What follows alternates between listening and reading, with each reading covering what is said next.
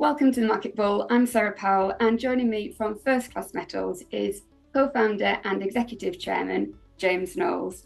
James, thank you so much for joining us. Yeah, morning, Sarah. Yeah, thanks for having us on.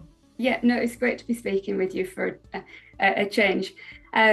We've seen the exciting announcement that the company has signed an MOU with Valerium PLC that's Aquis listed. This looks really interesting because it suggests that the company could potentially tap into an alternative pool of capital. So can you start by talking us through this collaboration and explain what the tokenization approach is? Yeah, of course, Sarah. Yeah, it's something we've been looking into for quite some time.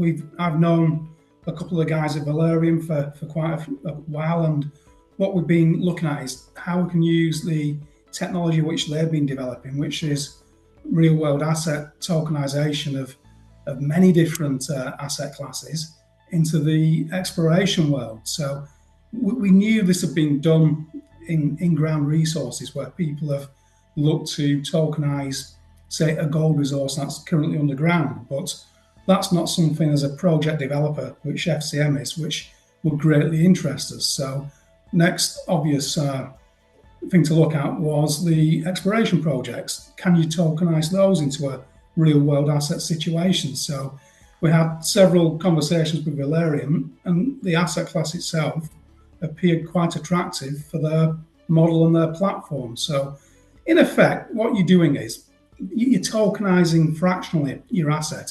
If you can imagine, one of our projects over in Canada at the moment is 100% owned by First Class Metals Canadian subsidiary. That would then drop out of the subsidiary into an SPV below that, which would then be tokenized fractionally into how many tokens that you actually issue at that stage. So you're fractionalizing the ownership, but giving direct security to the asset. So it's in effect a digital token with a fractional interest in the asset which is behind it. So the way this would work is the tokenization process would come to completion. It would sit on Valerium's platform. The cash would come in at the start, and kind of in effect it would duplicate a joint venture where First Class Metals would have an interest, the tokens would have an interest, and the token interest would grow as the cash was deployed into the project. Major difference being is First Class would retain control of the project and its direction throughout the point to completion. So yeah, it's a really interesting theory, and something which both sides are very excited about, and we think there's a lot of potential here to not just give First Class a massive change in how we've done things traditionally, but maybe it'll have an effect on the wider industry if we are successful in doing this. Thanks, James. It's great to have that all explained there.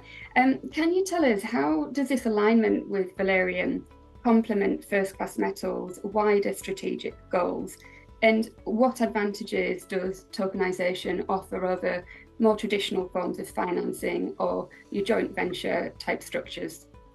Yeah, well, as you're well aware, we've got a portfolio of several assets over in Ontario, all of which we think have got great promise and potential. But the main issue is, for a company like ours and our current size, is funding that portfolio in the right manner. So this is an alternative way of funding at project level to limit the dilution at PLC level. So in effect, we are taking the projects away from the PLC, as I just said previously, putting them into the SPV situation, and the cash to fund them is coming in direct to asset level. So what effect was that having on the PLC and the current structure? It's limiting dilution.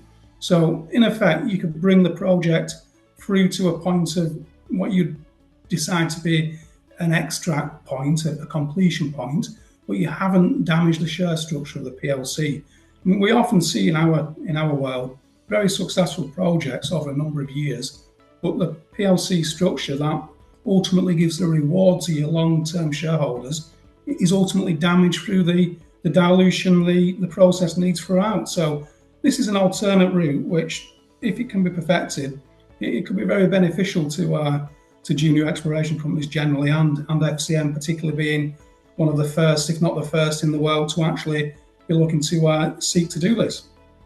Yeah, exciting stuff.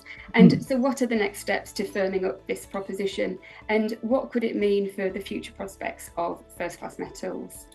Well, the next step is, which is already in progress, we're going through an asset selection process to identify which of the First Class Metals assets are most suitable for this process. And we've already got a fairly good idea of where we're going with that. And then the process there afterwards, a lot of the lead work belongs at the Valerium side.